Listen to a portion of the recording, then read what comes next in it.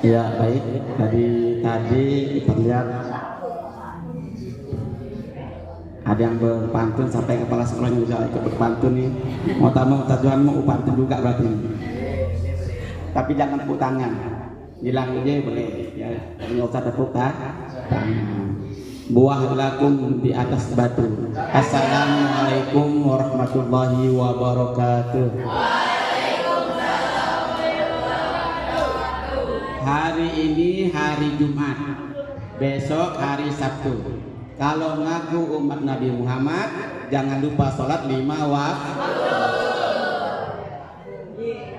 Yang kami hormati Kepala Sekolah SMP 3 atau PLT, terima kasih atas fasilitas dan kesempatan yang diberikan kepada kami. Yang kami hormati para Dewan Guru SMP Negeri 3 Sungai Kunyit, dan yang kami banggakan dan kami cintai anak-anak SMP Negeri 3 Sungai Kunyit. Semoga kita diberkahi Allah Subhanahu wa Ta'ala. Amin Allahumma amin. Ya, baik anak sekalian, mohon perhatiannya. Kalau Ustadz yang bicara, kamu yang bicara, nanti yang dengarkannya antu. Nanti yang dapat hidayah antu nih, bukan kita. Nah, yang pengen dapat hidayah, dapat oleh-oleh dari peringatan Isra Mi'raj pada hari ini, maka dengarkan semua dengan baik. Alhamdulillah wa syukurillah ala nikmatillah.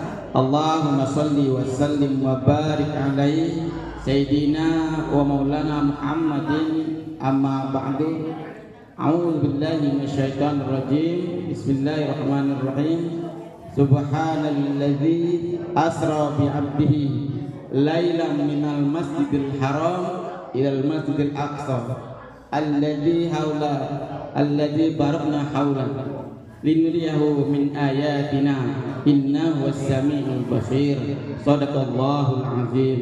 Shadaqa Rasulullah sallallahu alaihi wasallam. Ibu guru dan anak sekalian, peristiwa Isra Mi'raj ini adalah peristiwa yang luar biasa. Bukan karena akal kita yang tidak bisa memahaminya, akan tetapi otak kita yang kecil ini tidak muat untuk memahami peristiwa Isra Mi'raj yang luar biasa. Jadi wajar di zaman dulu hingga sekarang, apalagi yang non muslim, sangat-sangat meragukan daripada peristiwa Isra Mi'raj.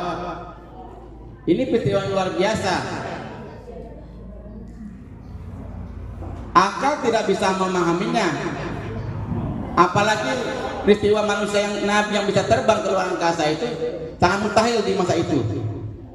Dulu belum ada pesawat terbang, belum ada Apollo, belum ada orang sampai ke bulan. Jadi sangat tidak mungkin kalau ada manusia yang bisa keluar angkasa, keluar bumi dan sebagainya. Apalagi ke Sidratul Muntaha. Ini peristiwa Nabi ini, Isra Mi'raj ini adalah peristiwa yang menembus 3 alam. Berapa alam ditembus? 3 alam. Dari Masjidil Haram ke Masjidil Aqsa, ini alam nasut, alam manusia, alam fisika, alam indrawi. Lanjut dari Masjidil Aqsa ke Sidratul Muntaha, ke langit ke-7, 1, 2 sampai 7, ini alam malakut, alamnya para malaikat. Ini manusia nggak mampu nembus alam ini. Dari langit ke-7 ke Sidratul Muntaha, ini alam lahut, alam ketuhanan. Ini peristiwa yang luar biasa. Cara memahaminya adalah dengan iman. Tidak bisa dengan akal, hanya dengan iman. Peristiwa Isra dan Mi'raj ini saking pentingnya sampai Allah mendahulukan ayatnya Subhanalladzi asra bi 'abdihi. Maha suci Allah. Ya. Maksudnya tidak ada kebohongan dari Allah, tidak ada kebohongan dari Nabi. gitu ya. Dan Nabi tidak mungkin berbohong, ini ada kejujuran dan peristiwa itu benar-benar terjadi apa adanya. Anak-anak sekalian, perhatikan peristiwa Isra dan Mi'raj dari Masjidil Haram ke Masjidil Aqsa horizontal. Dari Masjidil Aqsa ke Jannatul Ma'wa vertikal. Artinya apa?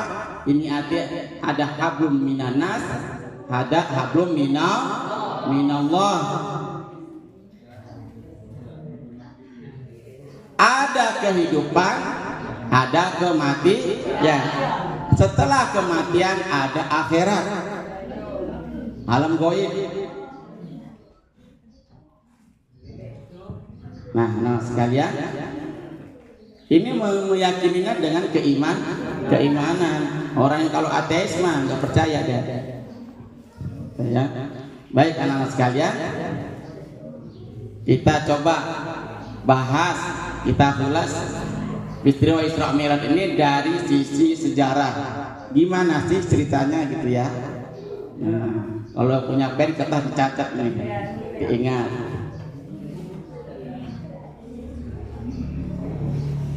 Peristiwa Isra Mi'raj, sebelum terjadi Isra dan Mi'raj, ya, Nabi mengalami banyak peristiwa-peristiwa yang menyusahkan hati Nabi, di mana dakwah Nabi itu dihalang-halangi di Mekah itu.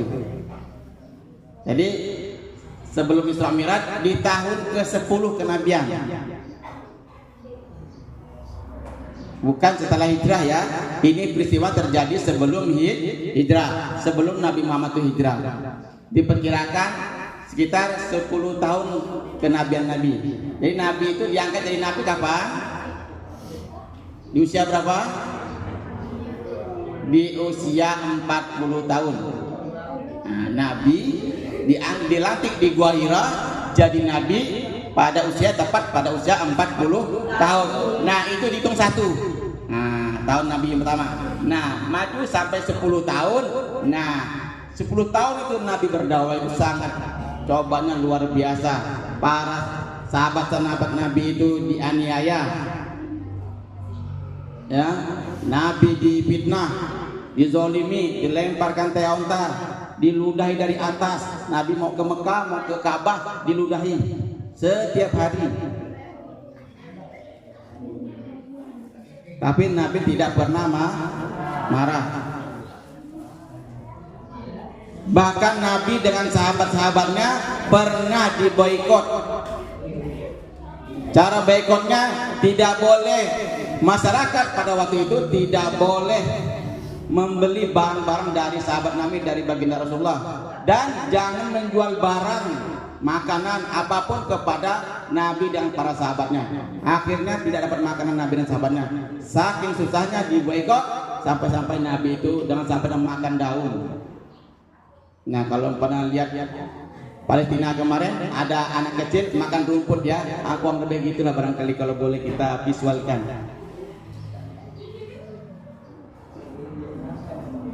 Di saat Nabi dirundung masalah, di saat itu juga di tahun ke-10 itu paman Nabi, namanya siapa? Paman Nabi yang mengasuh Nabi. Siapa namanya? Abu Thalib. Siapa namanya? Abu Thalib. Itu paman Nabi yang mengasuh Nabi, yang membesarkan Nabi. Nah, yang membawa Nabi bisnis keluar Mekah, itu namanya Abu Thalib. Nah di tahun ke-10 itu pamannya yang membela Nabi ini sakit parah. Maka berkumpullah seluruh keluarga Nabi, termasuk yang memusuhi Nabi, karena ada paman Nabi yang memusuhi Nabi. Siapa namanya? Abu Lahab. Siapa namanya? Abu Lahab. Nah, ingat tuh. hadir berkubur di kasurnya Abu Thalib. Itu sudah menjelang, kira-kira tidak mungkin sembuh lagi penyakitnya daripada Abu Thalib itu, kemungkinan ajalnya sudah mendekat. Maka ketika itu Nabi di sampingnya Abu Thalib pelan-pelan bicara kepada Abu Thalib. Malum di sampingnya banyak keluarga besar, termasuk pak mudanya. Nabi waktu itu keponakan. Jadi bahasan akhlaknya Nabi, bahasanya merendah. Nah, wahai paman, ucapkanlah la ilaha illallah, niscaya nanti aku di akhirat bersaksi di hadapan Allah bahwa engkau beriman kepada Allah dan Rasulnya. Maka seketika itu Abu Lahab dengar, marah besar. Abu Lahab marah besar. Jangan kau ucapkan Abu Thalib, jangan bikin malu nenek moyang kita. Nenek moyang kita agamanya menyembah Pak Lata dan Uzza. Tuhan kita Lata dan Uzza, bukan Allah. Jangan bikin malu. Nabi tetap berusaha dengan pelan-pelan, dengan keramahan dan kesopanannya, tidak membentak, dengan halusnya, wahai paman, tolong sekali aja dibaca ini, la ilaha illallah. Aku bersaksi nanti di akhirat akan kubela engkau paman, kalau engkau telah membela agama Islam, akan kubela engkau di akhirat. Engkau akan dijamin mati masuk surga. Abu Lahab juga nggak mau kalah. Pokoknya nggak boleh, jangan bikin malu, pokoknya jangan diucapkan. Ingat ajaran nenek moyang kita. Akhirnya Abu Thalib mengucapkan, aku beriman dengan Lata dan Uzza, aku beriman dengan agama nenek moyangku. Malaikat maut pun datang, maka meninggallah Abu Thalib. Itu Nabi Muhammad menangis sejadi-jadinya. Kenapa? Mengenang jasa pamannya yang luar biasa terhadap Nabi, tapi sayang meninggalnya dalam keadaan kafir. Seketika itu Nabi, paman, nanti dah aku perjuangkan, engkau masuk surga paman. Datang peringatan dari Allah, turun wahyu, wahai Nabi, jaga batasanmu. Engkau tidak boleh mendoakan orang kafir.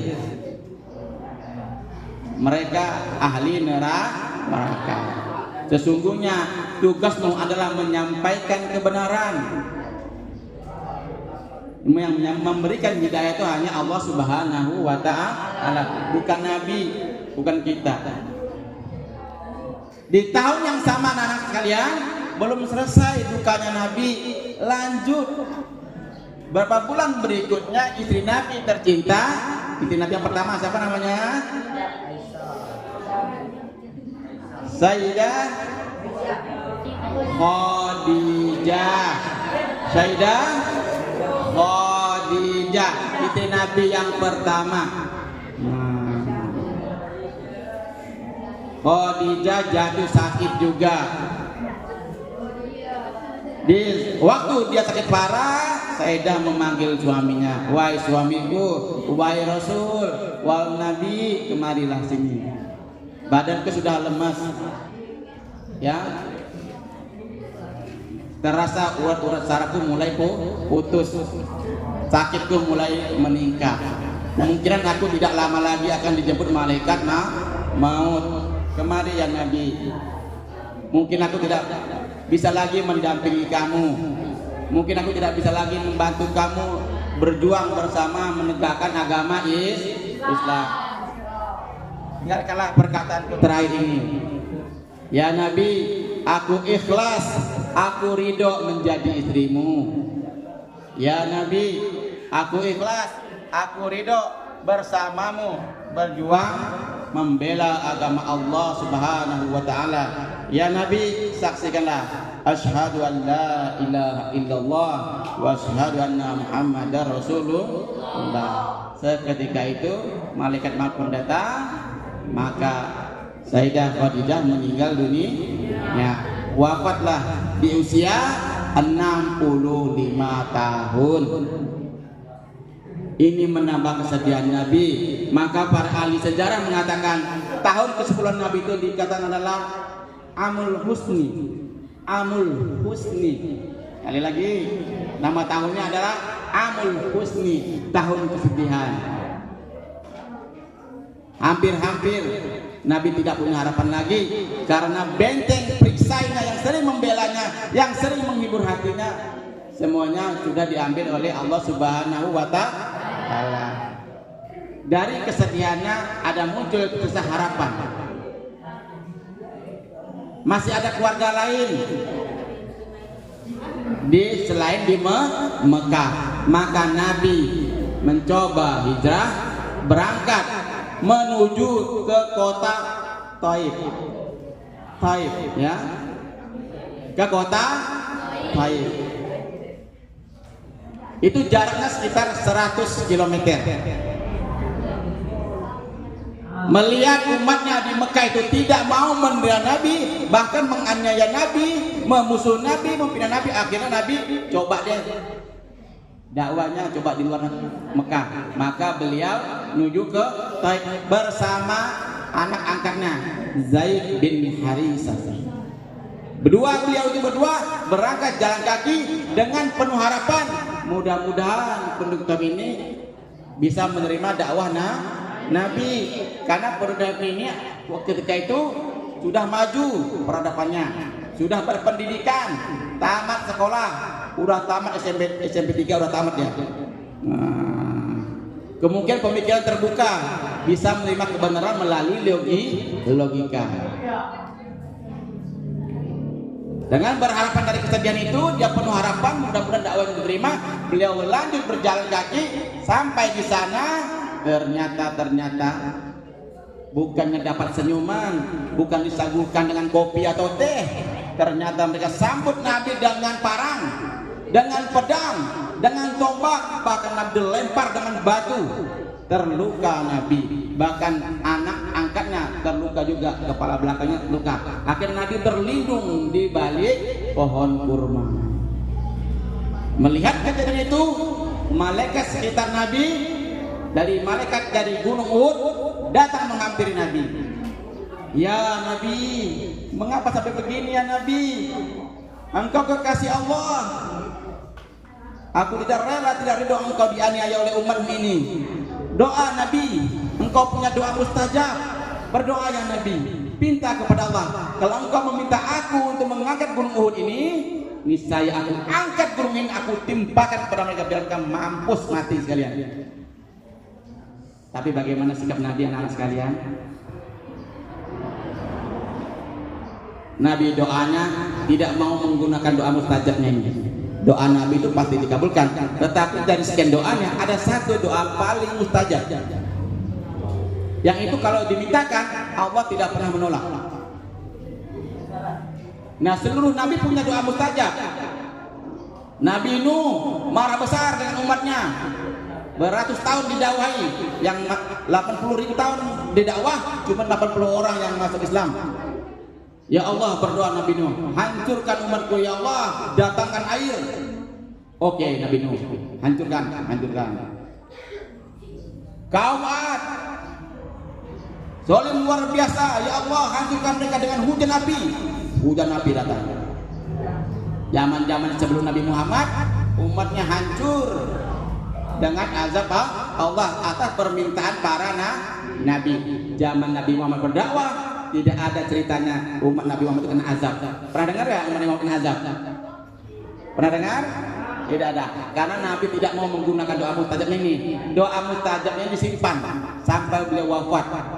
Itulah yang bakal nanti menjadi syafaat Nabi. Maka nanti di akhirat tidak ada syafaat lagi nabi-nabi lain, tidak bisa membantu umatnya. Tetapi Nabi Muhammad bisa menolong kita melalui doa mustajabnya yang kita dengan syafaat Nabi. Syafaatnya akan datang kepada kita kalau kita rajin bersolawat. Shollu ala Nabi. Jawabannya apa?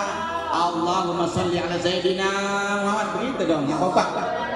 Ya, ulang lagi. Shollu ala Nabi. Ya lagi yang kompak. Jawabannya Allahumma sholli ala Sayyidina Muhammad. Ya, sekali lagi, yo. Shollu ala Nabi. Ini baru cerita pra Isra Mi'raj. Lanjut ceritanya anak-anak sekalian. Nah, pada saat Nabi itu berduka, lagi sedih, Allah memerintahkan malaikat Jibril dan Mikail dan satu malaikat yang membawa air Zam-Zam datang menghampiri Nabi, turun ke bumi menghampiri Nabi. Ya Nabi, dapat salam dari Allah Subhanahu wa ta'ala. Wahai Nabi, kami diperintahkan agar membawa engkau bertemu dengan Allah Subhanahu wa ta'ala. Namun sebelum itu ya Nabi, ya Rasul, izin kami mengoperasi dadamu dulu, mengoperasi dada Nabi. Maka anak sekalian, Nabi itu dioperasinya 2 kali. Yang pertama ketika Nabi masih kecil, lagi memelihara kambing. Selanjutnya ini sebelum Isra Mi'raj, Nabi dioperasi dulu, dibersihkan hatinya. Setelah dibersih, diilhamkan segala ya, segala kebaikan, segala kebenaran, ilmu hikmah dan lain sebagainya. Setelah bersih, baik, dijahit kembali, langsung Nabi dibawa jalan-jalan oleh malaikat Jibril. Yang sering kita dengar informasinya dari Masjidil Haram langsung ke Masjidil Aqsa. Ternyata menurut beberapa riwayat, sebelum sampai di Masjidil Aqsa, Nabi itu dibawa Jibril dulu ke beberapa daerah napak tilas di masa lalu. Jadi sebelum ke Masjidil Aqsa, Nabi dibawa dulu ke Madinah. Sampai di Madinah, Nabi sholat 2 rakaat. Ya Rasul, disinilah nanti engkau hijrah. Setelah itu berangkat lagi ke Bukit Tursina. Sampai di Bukit Tursina, Rasulullah sholat 2 rakaat. Ya Nabi, ya Rasul, di sini tempat Nabi Musa pertama kali mendapat wahyu. Lanjut berangkat lagi ke Bethlehem. Tursina tadi di Mesir ya, ada nama bukitnya Tursina. Lanjut berangkat perbatasan Mesir adalah Palestina. Di Palestina belum sampai ke Masjidil Aqsa, singgah dulu bentar di Bethlehem. Apa namanya? Bethlehem. Di situ Nabi sholat 2 rakaat, langsung diberitakan oleh Jibril, ya Nabi, ya Rasul, disinilah Bunda Maria melahirkan Nabi Isa. Begitu kepayahannya, begitu gelisahnya, dalam kekalutan juga kayak Nabi. Apa yang dikatakan Bunda Maria? Bingung, nggak punya suami, nggak pernah nikah, kok bisa hamil, kok bisa melahirkan anak. Setelah melahirkan, dibawa keluar ke pasar, seluruh masyarakat Israel, Yahudi memaki-maki, menghina Bunda Maria. Ini wanita kayaknya solehah, jilbabnya besar, bahasanya santun, ternyata berzina, tidak sesuai dengan penampilannya. Akhirnya Allah mewahyukan ke Nabi Isa, bicara Nabi Isa, wahai Bunda Maria, apabila ada yang bertanya, suruhlah mereka bertanya kepada anakmu. Maka seketika Nabi Isa kecil bayinya bisa berbicara. Jadi salah satu mujizat Nabi Isa adalah masih bayi langsung bisa ngomong. Lanjut ke Masjidil Aqsa. Nah, sampailah di Masjidil Aqsa, para nabi sudah berkumpul, para rasul sudah berkumpul. Shallu ala nabi. Allahumma sholli ala sayyidina Muhammad. Ayo fokus anak-anak sekalian. Padahal nggak bisa lanjut nih kalau yang di belakang bicara, nanti nggak kedengaran. No, biar kita sama-sama dapat oleh-oleh nih. Ya baik, bisa dilanjut? Insya Allah. Nah, di Masjidil Aqsa para nabi sudah berkumpul anak sekalian, para rasul sudah berkumpul. Berapa jumlahnya? Berapa jumlahnya nabi dan rasul? Ya, jumlah nabi itu ya 200.000. Jumlah nabi berapa? Menurut hadis dari Imam Ahmad 200.000, dan para rasul jumlahnya ya 300. Yang wajib diimani dua nabi dan rasul, yang wajib diimani 25 nabi dan rasul. Yang wajib diimani adalah 25. Jadi nabi itu ramai, banyak sekali. Kata Allah, tidak akan pernah aku binasakan, aku ajak suatu kaum sampai aku utus seorang nabi di sana, di kaum itu. Jadi seluruh di muka bumi itu di mana ada umatnya pasti ada nabinya. Nah, pasti ada orang soleh di sana. Nah, ketika mereka zolim baru diazab. Kalau nabinya minta, maka nabi sholatlah bersama para nabi dan rasul. Dari nabi yang pertama sampai nabi yang terakhir, sampai Nabi Adam sampai ke Nabi Muhammad, diimami oleh Nabi. Anak sekalian, di sini beritanya diluruskan dulu. Kan Isra Mi'raj itu berita tentang wahyu sholat, kan begitu ya beritanya yang kita dengarkan. Lah kok tadi ceritanya Ustaz Johan kok di Madinah sholat, Bukit Tursina sholat, di Bethlehem sholat, di Masjid Aqsa sholat. Lah kan wahyunya belum turun. Nah, dari zaman Nabi dulu udah sholat semuanya, tapi belum lengkap seperti kita sekarang. Bahkan ada ulama yang menafsirkan sholat yang dimaksud situ adalah doa, karena sholat sama dengan doa. Nah, kita sholat itu sama dengan juga berdoa, ya. Baik, jadi belum lengkap, jangan dibayangkan sholatnya itu ada rukuknya, ada sujudnya, belum. Ya, setelah sholat baru Nabi Muhammad berangkat. Jibril dan Mikael tadi sudah menyiapkan kendaraannya. Apa nama kendaraannya? Apa nama kendaraannya itu? Buraq. Apa namanya? Nah, ini kata ulama, diambil dari kata kecepatan kilat. Nah, kilat itu nama syaratnya buraq. Ada yang menggambarkan kuda punya sayap. Nah, itu Pegasus, bukan ya? Wallahu alam, belum ketemu hadisnya. Bahwa buraq dalam bentuk kuda bersayap ada tanduknya, wallahu alam, belum tahu, belum ada hadisnya. Yang jelas pakai kendaraan. Nabi tidak terbang kayak Superman, bukan. Pakai apa? Kain selembar di belakang dan terbang, bukan begitu. Nabi tidak begitu.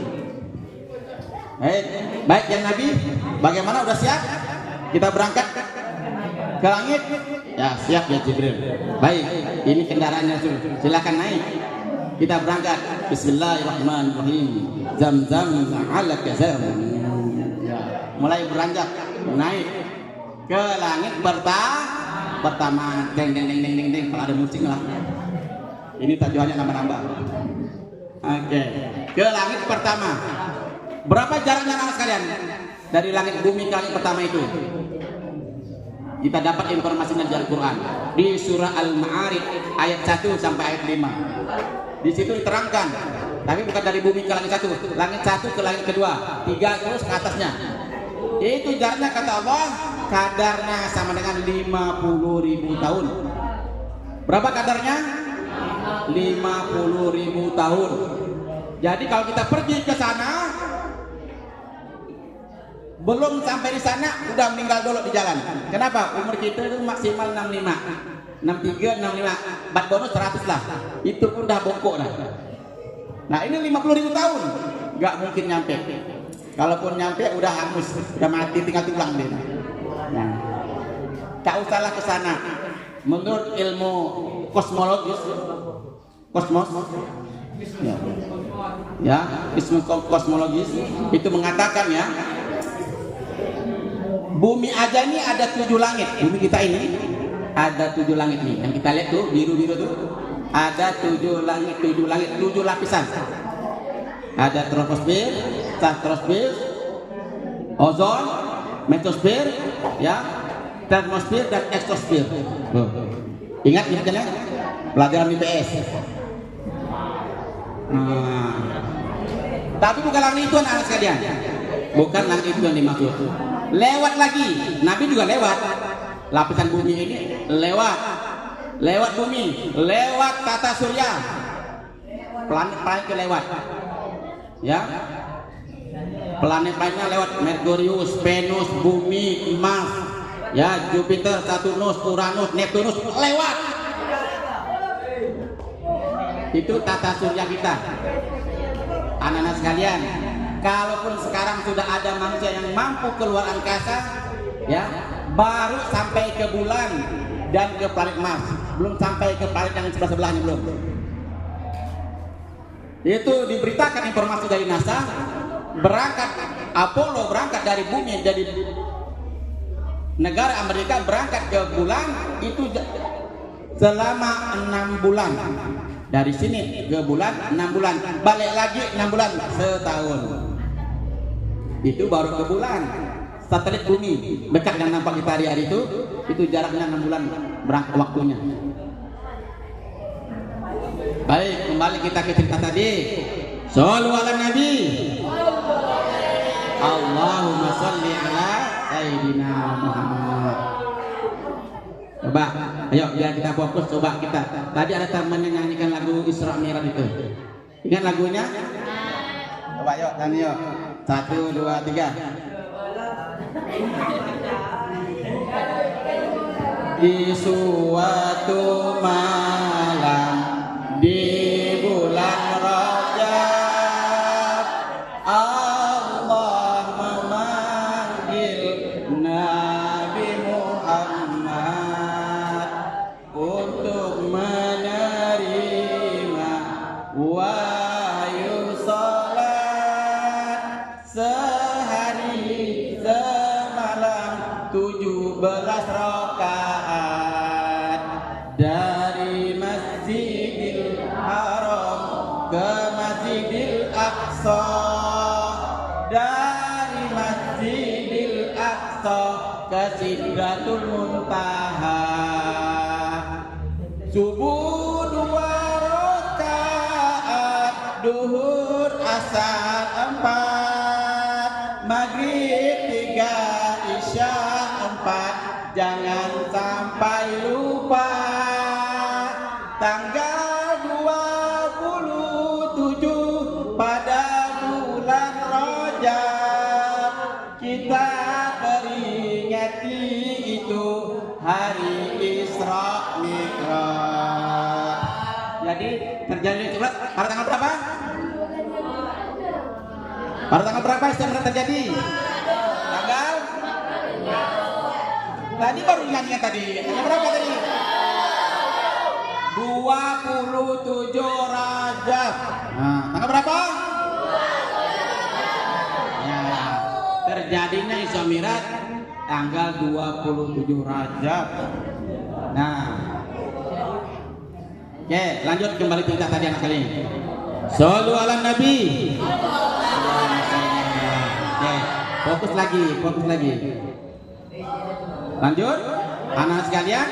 Sampai Nabi di langit pertama, maka Nabi berjumpa dengan Nabi Adam. Berjumpa dengan Nabi Adam. Ketemu dengan Nabi Adam, Nabi salam, assalamualaikum ya Rasulullah ya Nabi. Tetapi Nabi Adam lagi sedih. Dia noleh ke kanan, dia tersenyum gembira, toleh belah kiri dia sedih. Kenapa demikian? Rasulullah bertanya ke Nabi Adam, kenapa ya Nabi, bapaknya para manusia? Iya, aku sedih. Kalau aku noleh ke kanan, cucu-cucuku masuk surga. Kalau aku noleh kiri, cucu-cucuku juga yang masuk neraka. Jadi semuanya cucu-cucuku, neraka, cucuku, surga, cucu-cucuku. Maka Nabi Adam bersyahadat kepada Rasulullah, asyhadu an la ilaha illallah wa asyhadu anna Muhammadar Rasulullah. Lanjut ke langit kedua, berjumpa dengan Nabi Yahya dan Nabi Isa. Maka beliau berdua bersyahadat kepada, bersaksi nubuatnya Nabi, mengucapkan asyhadu an la ilaha illallah wa asyhadu anna Muhammadar Rasulullah. Halo, perhatikan, jangan lempar-lempar. Anak-anak perhatikan. Lanjut. Jangan lempar-lempar. Nanti jangan lemparkan ke langit ketujuh nanti. Sudah.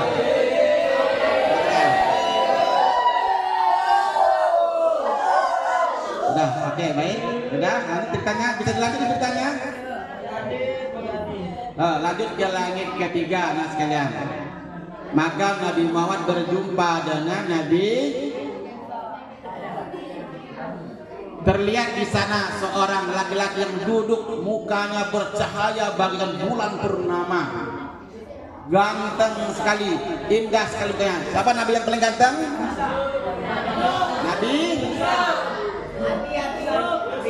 Nabi Yusuf.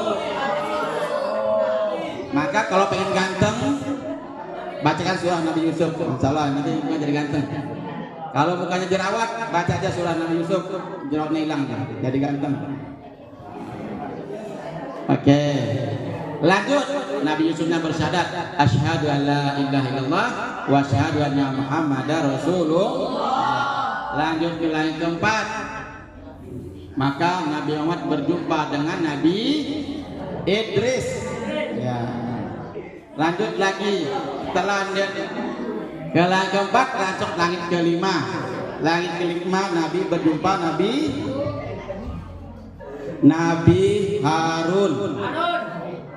Nabi Harun juga bersyahadat, asyhadu an la ilaha illallah wa asyhadu anna Muhammadar Rasulullah. Lanjut ke langit kelima. Jadi kita cepatkan aja ceritanya ini. Langit kelima, maka Nabi Muhammad berjumpa dengan Nabi Muhammad. Yang berjalan Nabi Muhammad. Masa Nabi Muhammad berjumpa Nabi Muhammad? Maka berjumpa dengan Nabi Musa. Sampai di sini kita sering ya dengan ceritanya Nabi Muhammad bolak-balik ketemu Allah dan Nabi Musa, bolak-balik untuk tawa menawa lobby. Yang tadi wahyunya sholatnya 50 rakaat, 50 sholat, 50 waktu menjadi 5 waktu saja. Sampai di Nabi Musa bersyahadat. Lanjut ke langit ke berapa nih? Ke-7. Langit ke-7. Nah, di langit ke-7 ini beliau berjumpa ya bapaknya para nabi. Kalau di langit pertama tadi berjumpa dengan bapaknya para manusia. Kalau yang terakhir ini berjumpa dengan nabi, bapaknya para nabi. Siapa namanya? Nabi Ibrahim.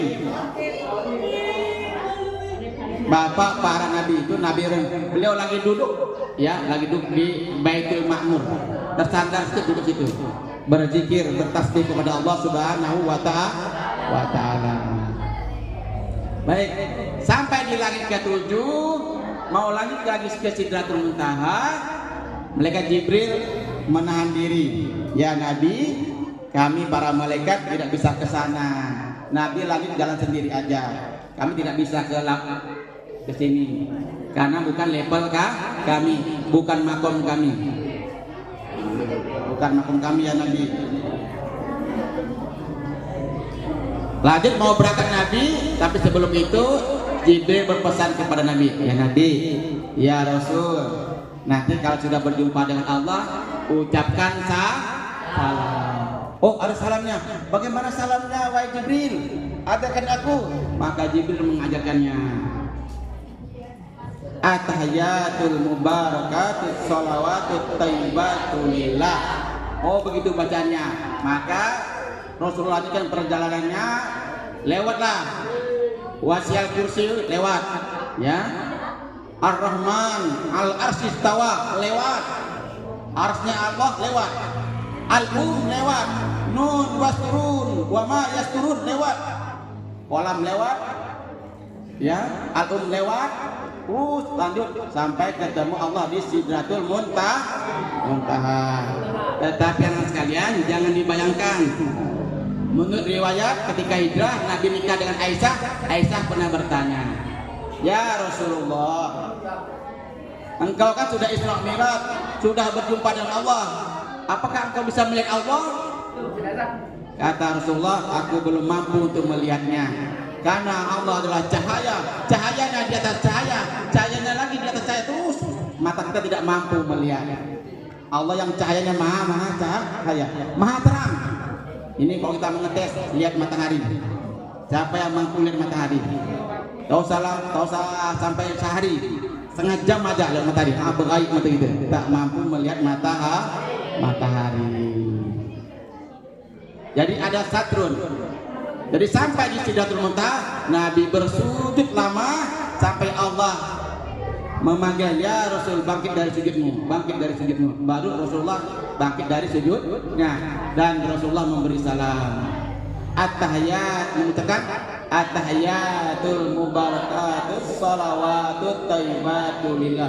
Ya Allah, salam kepadamu, salam kebaikan, segala kebaikan, segala ibadah kami, segala doa-doa kami, semuanya kami lakukan atas Allah Subhanahu wa ta'ala. Kami berikan kepadamu ya Allah, kami lakukan atas kehendak-Mu. Maka Allah membalas salam Rasulullah dengan salaman Assalamualaikum ya Nabi wa rahmatullahi wa barakatuh. Ketika itu Rasulullah gembira luar biasa. Segalan tadi sebelum pakai sedih diajak jalan-jalan sampai keluar jalan sampai langit 1, 2, 3, 4, 7. Gembira luar biasa Nabi. Tetapi anak-anak sekalian perhatikan, segembira-gembira Nabi tidak lupa dengan kita, tidak lupa dengan umatnya. Maka Nabi juga mau membalas balik salamnya dari Allah. Assalamualaikum wa ala ibadikas sholihin ya Allah. Kalau Allah Nabi mengatakan, ya Allah, jangan cuma aku diberi keselamatan, tapi juga berikan salam keselamatan kepada umatku. Berikanlah keberkahan kepadaku, juga berikanlah keberkahan kepada umatku. Berikanlah kebaikan kepada diriku, maka berikanlah juga kebaikan kepada umatku. Seketika itu terjadi cinta segitiga anak sekalian. Terjadi cinta segitiga.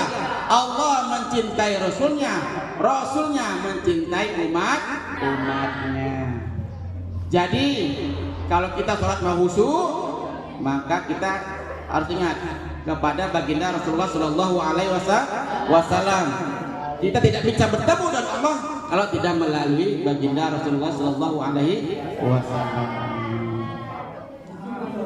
Selesai ceritanya anak sampai di Jadrul Muntaha, dapat wahyu sholat, maka Rasulullah kembali ke bumi. Subuh sudah nyampai. Setelah nyampai dapat wahyu sholat, Nabi pulang. Lalu beliau di Ka'bah sudah pagi. Tapi Nabi juga setelah pulang duduk di dekat Ka'bah, malah Nabi masih termenung. Termenung kenapa? Bingung mau nyampein wahyunya nih kepada umatnya. Macam mana lah nak cerita nih? Ceritaku berjalan-jalan tadi sampai ke langit 7 sampai Jadrul Muntaha itu. Macam mana umatku dipercaya? Tak ada. Lagi tengah-tengah termenung, pamannya Nabi yang zalim, yang jahat, siapa namanya? Tadi Abu Lahab jumpa dengan Nabi. Abu Lahab dengan rombongannya menghampiri Nabi. Nampak Nabi lagi termenung. Langsung ketika itu Abu Lahab menghampiri Nabi. Karena dia tidak mengakui Nabi, dia panggil nama saja. Ini kan keponakan Nabi, keponakannya Abu Lahab. Mat, sini kau Mat. Wah gitu, kasar sekali Abu Lahab itu. Nampak termenung kau nih. Sini, apa kau buat? Ya termenung lah. Apa yang kau pikirkan? Saya tadi malam, sepertiga malam melakukan perjalanan Isra Mi'raj. Wah, ngade-ngade Nabi Muhammad nih. Udah mulai stres nampaknya Muhammad nih. Coba kau berdiri Muhammad. Berdiri. Baik, berdiri. Nabi Muhammad di sini Abu Lahab berdiri, maka Nabi Muhammad berdiri. Berdiri Nabi Muhammad, telah berdiri. Baik Muhammad. Coba angkat kakimu satu. Maka Nabi Muhammad angkat satu. Setelah diangkat satu, oke. Bisa berdiri Muhammad? Bisa. Sekarang angkat lagi kaki sebelahnya tanpa menurunkan kaki sebelahnya. Maka Nabi Muhammad mengangkat dan terjatuh. Ya nggak bisa lah. Kalau kaki satu kita masih bisa berdiri. Tapi dia kan dua belah, maka Nabi terjatuh. Nah, udah gila Muhammad nih. Jangankan terbang ke luar angkasa, ngangkat kaki dua belah aja nggak bisa. Oh, udah stres Nabi ini. Langsung dia berlari ke pasar, dia cerita ke orang, "Oi, Umar, dengarkan, orang di pasar. Muhammad sudah gila, Muhammad sudah stres, dia ngaku keluar angkasa. Padahal ngangkat dua belah kakinya tidak bisa." Seketika itu di jalan jumpa dengan Abu Bakar As-Siddiq.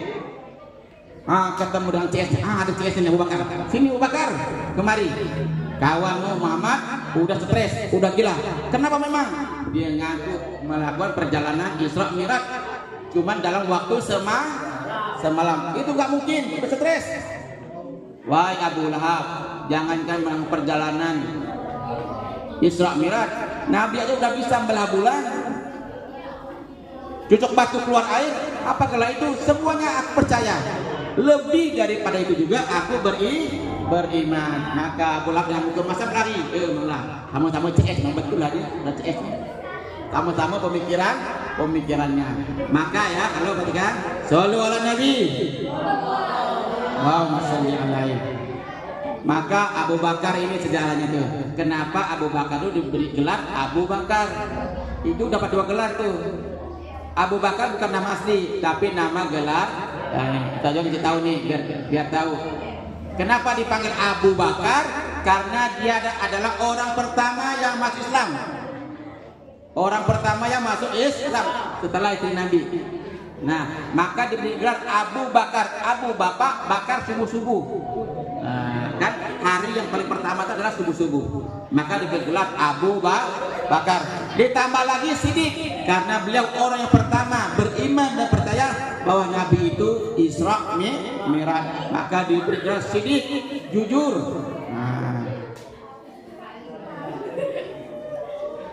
Shollu ala Nabi. Ya, baik, sampailah kita di rumahnya anak sekalian. Kalaulah kita tarik kesimpulannya, anak sekalian, tadi perjalanan Nabi tadi dari masjid ke masjid, artinya kita itu anak sekalian harus rajin ke masjid. Kalau sholat kemana? Ke masjid, terutama yang laki-laki. Sholatlah di masjid, ramaikan masjid kita 5 waktu, ya, 5 waktu. Usahakan kita sholatnya ke masjid. Hikmah yang kedua, sholat. Tadi sebelum berangkat Isra Mi'raj, Rasulullah lagi berduka. Artinya kalau kita punya masalah, kembali ke sholat, perbaiki sholatnya. Ingin mudah belajar matematika? Ingin mudah? Ingin ranking 1? Ingin juara? Prestasinya meningkat?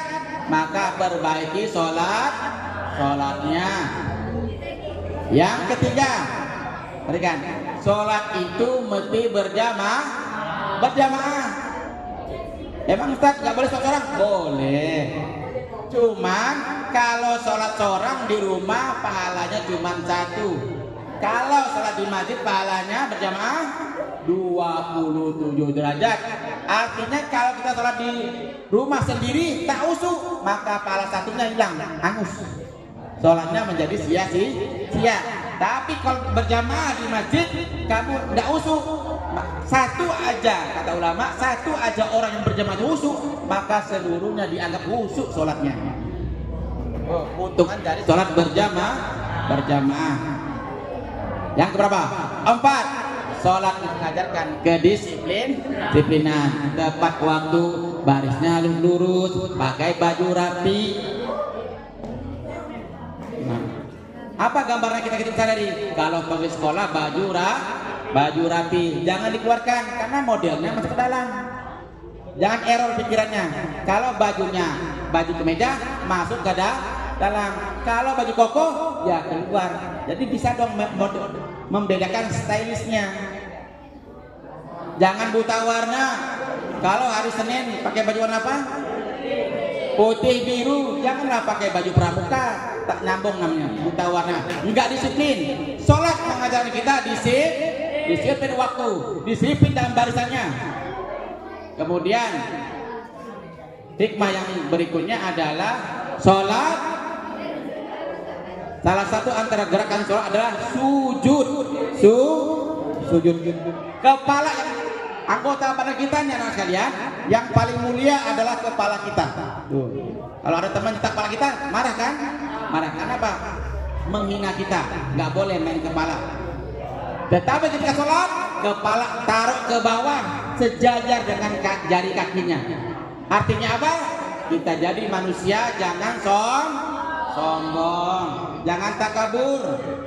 Latan sifil ardi maroha, jangan berjalan di muka bumi dan kesombongan. Jangan sombong. Kita ini lahir nggak bawa apa-apa, nanti mati pun tidak bawa apa-apa. Ada orang Cina mati bawa duit nggak bawa, ujung-ujung dicuri orang, bobokan di bawah kawang karena banyak harta dibawa. Tak cari apa-apa, tak bisa dibawa ke akhirat. Tidak bisa dibawa. Yang bisa harta bisa kita bawa ke akhirat kalau kita sedekahkan. Baik, anak sekalian, sampai di sini cerita kita tentang Isra Mi'raj. Mudah-mudahan kita dapat dari sekian banyak cerita ini kita dapat hikmahnya dan ingat ceritanya. Dan yang paling penting adalah kita bisa mengamalkan sholat. Jangan pernah tinggalkan sekali-kali bersolat. Kalau tak mau sholat, disolatkan, hatinya mati. Nah, bahaya. Terlalu sholat. Tak bisa wudhu, tayamum. Tak bisa berdiri, duduk. Tak bisa duduk, baring. Tak bisa baring kan nih? Tapi masih diingat kesadarannya. Dah, sholat pakai kedikit mati ya, boleh ya? Boleh. Itu kalau badan mati semua kaku, tapi jantung masih berdetak, pikiran masih sadar, masih boleh sholat, masih boleh sholat. Sholatnya pakai mati ya. Begitu anak sekalian. Jangan tinggalkan sholat. Kalau tak disolat, maka disolatkan. Artinya kita lagi mau per. Terima kasih anak sekalian, terima kasih pada guru-guru, kepala sekolah yang telah membantu kami. Mohon maaf atas salah kata, salah bahasa. Wabillahi taufiq wal hidayah. Assalamualaikum warahmatullahi wabarakatuh.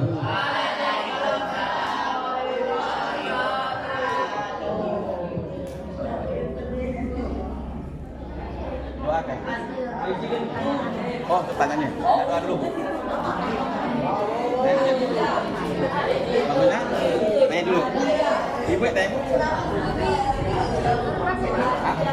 Ya. Nah, ini apa ya?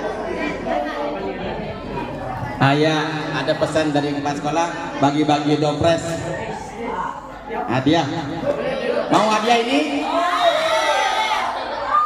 Nih hadiahnya luar biasa. Karena yang ngasih ini Pak Johan. Bukan ya. Nah, sekolahnya. Ya, baik. Yang bisa angkat tangan, sebutkan namanya. Mungkin nanti dicatat, Bu. Apa langsung kasih ya? Langsung kasih ya, Pak. Baik, jangan jawab dulu. Jangan dijawab dulu, tapi angkat tangan, maju, pegang mic baru dijawab. Kalau jawabnya serempak, soal batal. Kalau jawab serempak, soal batal. Ya baik, yang mau jawab berdiri, angkat tangan dulu. Nanti kalau dipersilakan maju ke depan baru dijawab. Jawabnya pakai pegang mic. Oke, sudah siap anak sekalian? Ya, jangan pakai suara. Angkat tangan aja dulu. Nanti baru kami tunjuk, baru ke depan baru jawab. Ya, Bismillahirrahmanirrahim. Pertanyaan yang pertama.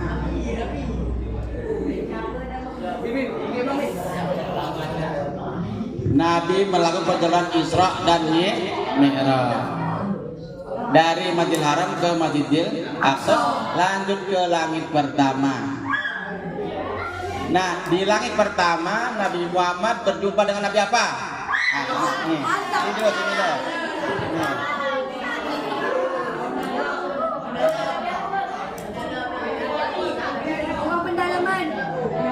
Nabi Adam.